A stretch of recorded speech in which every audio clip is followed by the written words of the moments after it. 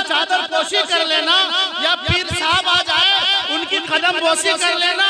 गौस ने नहीं फरमाया, गौस आज़म ने अगर पैगाम दिया है अपने दीवाने को, अपने चाहने वाले को पैगाम दिया है तो बताया है, ऐ मेरे चाहने वालों, ऐ मेरे शहजाइयों, जब तुम देखो और तुम्हारी जिंदगी में तुम्हारे वालिदैन अगर हयात से हो, अपने माँ बाप की खिदमत करो।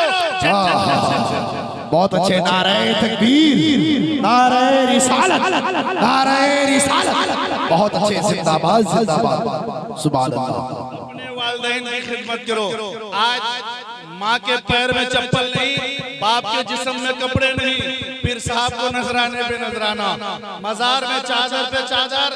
इन उलमा को गवाह बनाकर इनकी जिम्मेदारी में, इनकी मौजूदगी में बयान करना चाहता हूँ हज़रात कि अगर आपकी माँ, आपका बाप आपसे नाराज है तो गरीब नवाज के मजार पर 1 लाख का चादर चढ़ा दो, रब खुश नहीं होगा। हाँ, बहुत अच्छे। 1 लाख का चादर गरीब नवाज के मजार पर चढ़ा दो। तुम्हारी माँ तुमसे नाराज हो, तुम्हारा बाप तुमसे नाराज हो तो रब राजी हो नहीं सकता है। अगर रब को राजी करना है तो माँ बाप को राजी करना है। बेशक हक है। आज पीर साहब लोग गली गली घूम रहे हैं, नजराना बहुत दिया जा रहा है, बहुत नजराने। पता चला कि माँ एक वक्त खाती होगी तो दूसरे वक्त के लिए सोचती होगी। एक बाप चाय का मोहताज रहता हुआ होगा, मगर उसके घर, उस बेटे के घर जब किसी पीर की आमद होती है तो वो जरूरत से ज्यादा खातिर तवाज़ुन करता है। हज़रात, जितनी आप उस पीर की खुशनुदी हासिल करना चाहते हैं, कहीं उससे ज्यादा अपने माँ और बाप की कदम बोसी कर लेंगे, रब राजी हो जाएगा। बेशक, सुभान अल्लाह। बहुत अच्छा जवाब। एक पैगाम दिया, गौस की महफिल में बैठे हैं हम और आप। हमारा सीमांचल है, जमींदार है, पत्नीदार है, करियादार है, ठेकेदार है, बेशुमार अक़साम के लोग हैं इस दुनिया में। मगर आप जानिए, आप अपनी जमीन से पूछिए कि आज तक किसी गांव में किसी अमीर ने किसी गरीब को सलाम किया है? गौस की महफिल में बैठे पैगाम दे रहा हूँ, अगर अच्छा लगे तो अमल कीजिए, बुरा लगे तो माफ कीजिएगा। आज तक कोई करियादार, कोई जमींदार, कोई ठेकेदार, कोई पैसा वाला, कोई अमीर आदमी किसी गरीब को सलाम किया, किसी मजदूर को सलाम किया? गौस की महफिल में बैठे हैं, उस गौस की महफिल के सजाने वालों और उस महफिल में शरीक होने वालों, अपने ज़हन में बिल्कुल हाजिर रखो। अपने गुफ्तगू की आखिरी कड़ी आपके समातों के हवाले, क्या गरीब को सलाम करना मेरे नबी की सुन्नत नहीं है? क्या गरीब को सलाम करना गौसे आज़म का तरीका नहीं है? क्या गौसे आज़म ने नहीं बताया कि मेरे दीवानों, गरीबों को सलाम करो? जबकि नबी ने पैगाम दिया, नबी ने करके दिखाया।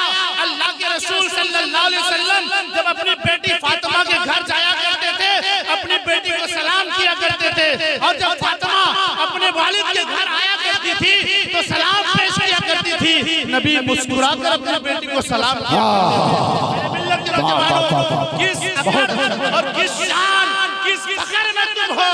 आज गांव का मुक्तदी अगर बड़ा है, सोच रहा है इमाम साहब ने सलाम कर दे, मुखा अबे इमाम के सलाम के मोहताजो, इमाम की कदमों को, उनके जूतों को सर का ताज बनाओ, तुम कामयाब हो जाओगे।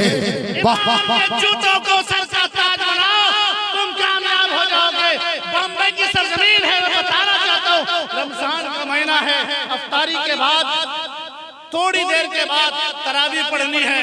अफ्तारी खाने के बाद थोड़ा इंसान से फ्लाइट करता है ताकि मेरा शरीर, मेरा जिस्म बेहतर हो जाए, मैं तरावी पढ़ सकूं। मस्जिद का जो सदर होता है, वक्त का वो यूं समझिए कि बादशाह हुआ करता है। मस्जिद का जो सेक्रेटरी होता है वो सोचता है कि मैं जिस तरह मुल्क का कोई प्रधानमंत्री है, मैं प्रधानमंत्री हूँ। कुर्सी लगा के बैठा है, मैं आगे पीछे चल रहा था, कहने लगा हजरत आइए बैठिए, आइए बैठिए। मैंने लगा नहीं, अभी मैंने अफ्तारी की है ना, तरावी पढ़नी है, इसलिए मैं थोड़ा आना जाना कर रहा हूँ। कहने आइए बैठिए। आप नहीं बैठे हैं तो वो खुशबू नहीं आ रही है, आप नहीं बैठे हैं वो खुशबू नहीं आ रही है। मैंने कहा कौन सी खुशबू? मैंने तो अतर लगाया नहीं, मैंने अतर लगाया नहीं, खुशबू कौन सी होगी? कहा हजरत आप समझे नहीं। हाँ, इल्म मंतिक पढ़ा हमने, फलसफा पढ़ा हमने, नौ पढ़ा हमने, सर्फ पढ़ा हमने, तफसीर पढ़ा हमने, और हम ही नहीं समझे, सारा तुम नहीं समझ रहे। कहने आप नहीं समझे क्या? कहा कि मैंने सुना है कि आलिम बादशाह हुआ करता। ओ सदर कह रहा मैंने सुना है आलिम बादशाह हुआ करता है। आप नहीं बैठे हैं, वो खुशबू नहीं आ रही है। मैंने कहा तुम गलत कर रहे हो, तुम गलत करो, आलिम बादशाह कभी नहीं होता। कहा नहीं, मैं कंफर्म हूँ कि आलिम बादशाह होता है। मैंने कहा बेवकूफ, जब तुम्हें पता है कि आलिम बादशाह हुआ करता है तो किसी वजीर को ये हक नहीं होता है तो बादशाह के सामने कुर्सी पर बैठ जाए। किसी वजीर को हक नहीं होता है कि वो बादशाह के सामने कुर्सी पर बैठे। बस सदर खड़ा हुआ, क्या हुजूर गलती हो गई, माफ कर दीजिए। मैंने कहा माफ उस सूरत में होगी कि तुम पहले उलमा की मोहब्बत अपने सीने में बसाओ और रब की बारगाह में तौबा करो। अल्लाह, मैंने आलिमों की शान में जो गुस्ताखियां की है इसे तू माफ फरमा दे। उलमा को इतना कमजोर न समझें, बल्कि आप उलमा से सच्ची मोहब्बत करें। आप गरीबों को सलाम करें, करेंगे ना इंशाअल्लाह, और गरीबों से मोहब्बत करें। क्यों मोहब्बत कीजिएगा? आप करें, क्यों मोहब्बत करेंगे? मोहब्बत करने की वजह बता रहा हूँ। अरे भाई थोड़ा मोबाइल तुरंत देखिएगा, आज मेरी तरफ देख लीजिए जी। इस वक्त मैं बुजुर्गान दीन का जिक्र कर रहा हूँ, मुझसे ज्यादा खूबसूरत शायद नहीं होगा। क्यों मोहब्बत करें गरीबों से? गरीब से मोहब्बत कीजिएगा, आपकी इज्जत घटने जाएगी, बल्कि अल्लाह ताला आपकी इज्जत में निखार पैदा फरमाएगा, आपकी इज्जत में इनकलाब पैदा होगा।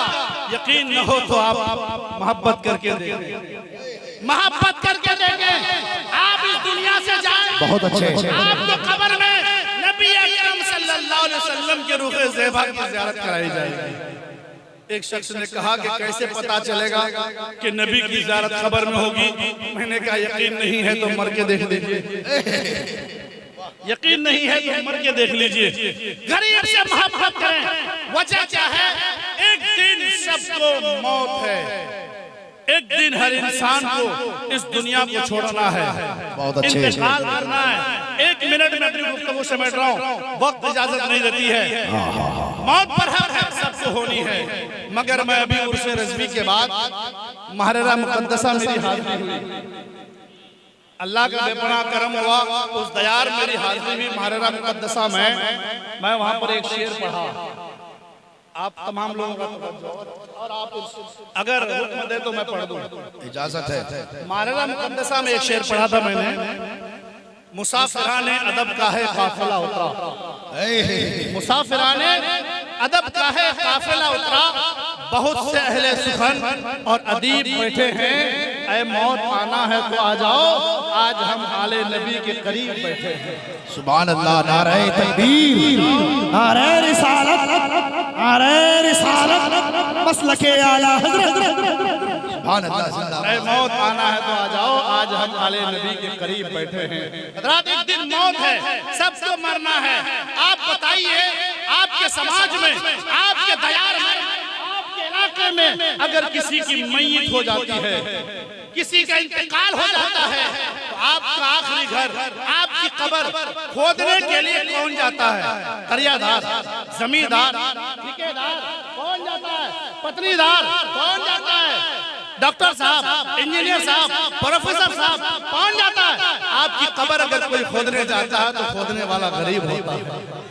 किसी के इंतकाल के बाद अगर किसी की मय्यत के लिए कोई बांस काटता है तो वो गरीब होता है, और किसी के जनाजे को कांधे पर उठाकर कलमा शरीफ या दरूद शरीफ का विर्द करते हुए कब्रिस्तान तक कोई ले जाता है तो वो गरीब होता है। इसलिए गरीब से मोहब्बत करें कि दुनिया में वो आपका काम आए या ना आए, आपके मरने के बाद वो आपका काम आएगा।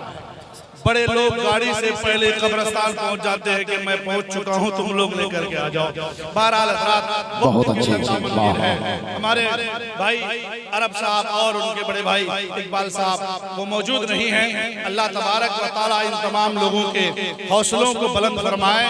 और जिन जिन जो लोगों ने इस महफिल पाक को दामे दिरहम कदम सुखने सवारा है, परवरदिगार उनके दिल की जायज मुरादों को पूरी फरमाए। हज़रात, अगर आपने गरीबों को सलाम करना शुरू कर दिया, नबी की एक सुन्नत जिंदा हो जाएगी, 100 शहीद का सवाब अल्लाह ताला फरमाएगा। बहुत अच्छे।